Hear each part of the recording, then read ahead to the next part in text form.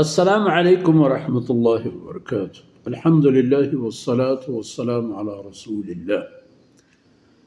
باب ما ادی زکاته فلیس بکنز. ماشما گوستگین آیتانی تحدیثت ہم مبارکین آیت کے بیم و بیہارت کے فتقوا بها جباههم وجنوبهم وظهورهم هذا ما کنزتم لانفسکم.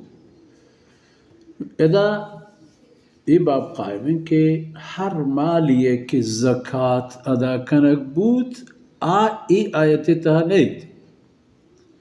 زکاة کے ادا بود بزن چا مالا نہیں کہ فتقوا بها جباههم وجنوبهم وظهور. و روایتا یہ پہ میں گریں کہ خالد بن اسلم کے تابعی گوشی کے خرجنا مع عبداللہ بن عمر. یک سفر یا حضرت عبداللہ بن عمر رضی اللہ عنہ ہمراہ تھے. دیکھیں بعض مردم ہم گونا تھا. فقال اعرابی اخبرنی عن قول اللہ تعالی والذین یکنزون الذهب والفضة. رہا یک بزرگواری کے بدوی و گیابانی مردمیت تھوڑا ای آیت آئی زور تو سیدنا ابن عمر رضی اللہ عنہ خدمت عرض کو کے بارے مانا بھی بوش کہ ای آیت حکم و حکمت چیئے.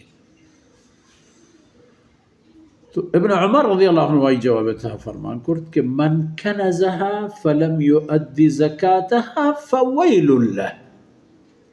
کسی کے مالا چن تو نزکاری تو ڈبی تو چیر دا و ای زکاة ادا نکن تباہی پہ ہمائی ہے. و ای آیت بیم و بیہار نشانک ہمائے.